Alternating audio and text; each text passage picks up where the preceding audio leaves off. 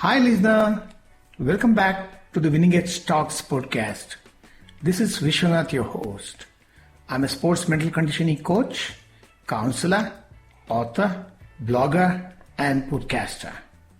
Continuing with my stories in the sports series, today I bring to you the real story on how the Australians won the greatest yacht race, beating the Americans to lift the America Cup in 1983. The topic of this episode is the Aussies visualized winning the America Cup. Before I begin to narrate about this yacht race, famously called the race of the century, I will tell you what the America Cup is. The America Cup yacht race began in 1851. It's a yacht race which is nothing but a boat race. It is held under the aegis of the Newport Yacht Club, Rhode Island, USA, every time. It's an one boat versus one boat, one country versus one country race.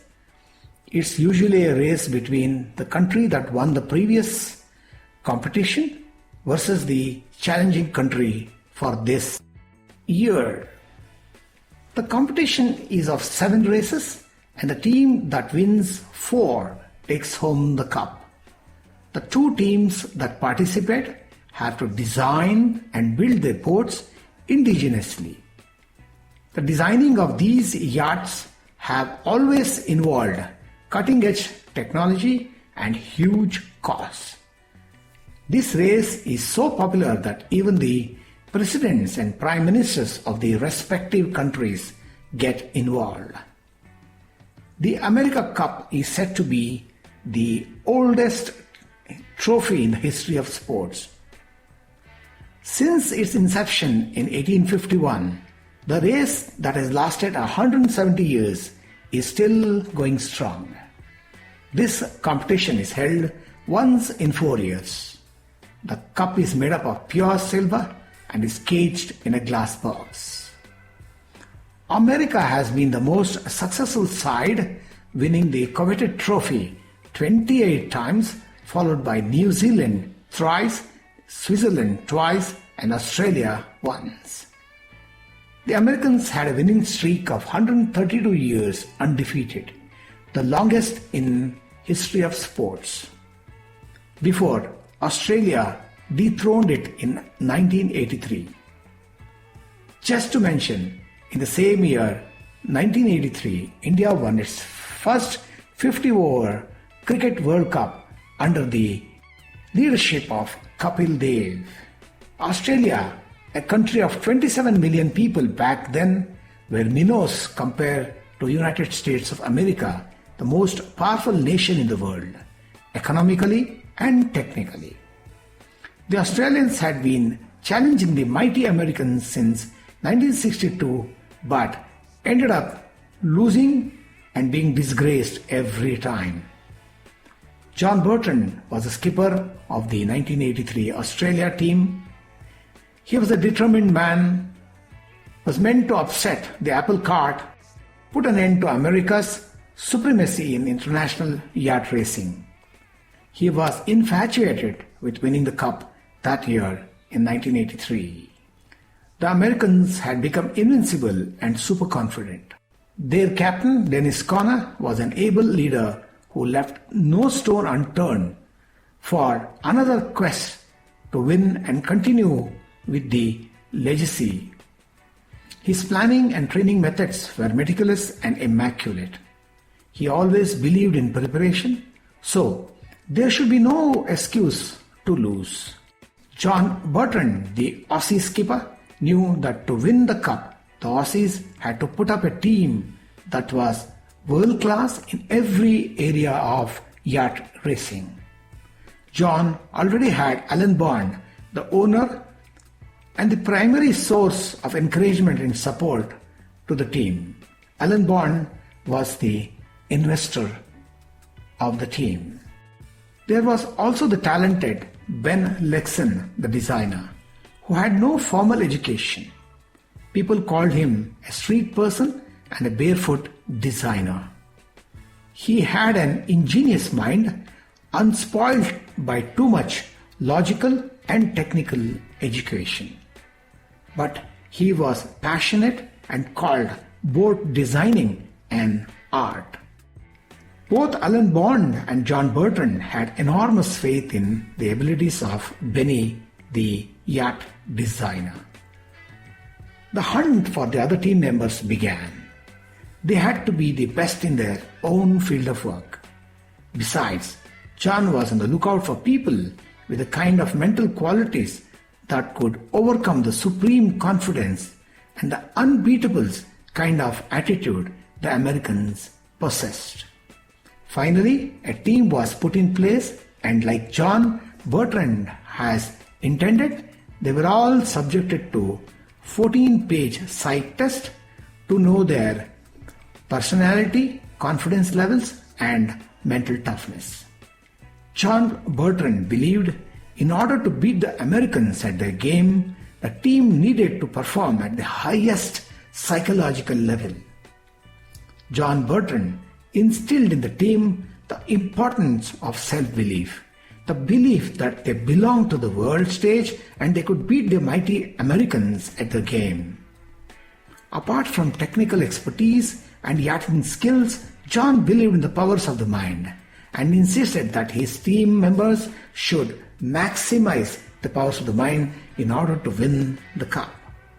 John Bertrand conducted visualization sessions wherein the members rehearsed the race in their mind, every detail of the race, overcoming the challenges, the weather, the competition itself, amongst other things.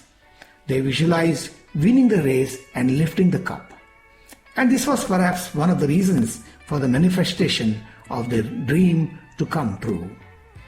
The team was physically and mentally ready for the race after months of intense training. Meanwhile, the boat Australia 2 was getting ready under the watchful eyes of Ben Lexon, the designer. He had a surprise in store. What was that? Benny had fixed a wing-shaped keel to the yacht. Going against the tradition, he fixed this winged keel in an upside-down manner. A keel is meant to keep the boat upright, give stability, control, and speed. Everyone knew Ben Lexon was creative and thought out of the box. But this design made them think, is he crazy? The yacht arrived in Newport, Rhode Island, much to the curiosity of everyone, that a new design had been incorporated. Ben didn't want the Americans, who had tremendous technical resources, to steal the design. So he kept the bottom portion of the boat always covered. This added to the curiosity. The boat was guarded by security men and no one was allowed to come near. Even the press who were waiting to photograph and write about the keel were kept out. But there was a problem. When the design was submitted for approval, the committee rejected it, citing that the design of the keel was copied from a Dutch design. After investigation and clarifications, the yacht was finally approved. The boat named Australia 2 was decked up and ready to go. When the people saw Australia 2, they laughed at the funny-looking winged keel. They said Australia 2 was doomed to fail. But when the pre-runs before the great race began, Australia surprised everyone and performed incredibly well. Australia 2 showed great speed and control. It broke the previous timings many times during the rehearsals. This worried even the racer of huge reputation, Dennis Conner, the captain of the America team. But a great warrior that he is, believed that his boat, Liberty, was a tried, trusted and proven one and thus could win the races hands down. There was tremendous excitement in the air. The fans and followers flocked in great numbers to watch this great event. Even the naysayers believed Australia too could spring a surprise after it did so well in the rehearsals, if luck smiled on them. People were somehow convinced America had met its match. Australian fans arrived in big numbers from their home country to support their team. Even Bob Hawke, the Australian Prime Minister, sent his best wishes to the team prior to the great race. Finally, the D-Day arrived and the great race began. The race lived up to its expectations. Both teams fought tooth and nail. The rounds went neck to neck and the score was tied at 3 races each. It came down to the wire. The team that wins the decider takes the cup. Finally, Australia beat America 4-3 to lift the cup for the first time, and history was created. Finally, someone bet the mighty Americans after 132 years of one-way domination in yachting history. This is perhaps the reason this race is referred to as the race of the century. Listeners, this is all I have for you in this episode. I hope you enjoyed listening to this remarkable boat race. I brought this episode to you to highlight how John Bertrand used the powers of the mind to win the race. I pay credits to Google, Internet, Wikipedia, and Netflix documentary series, The Untold, the race of the century, for the inputs I derived for this episode. Dear listeners, if you wish to improve your mental performance and progress in your chosen sport, you can call me on 861-899-6575 or write to me at viswanathor@gmail.com. Bye for now. Catch up with you soon for the next episode.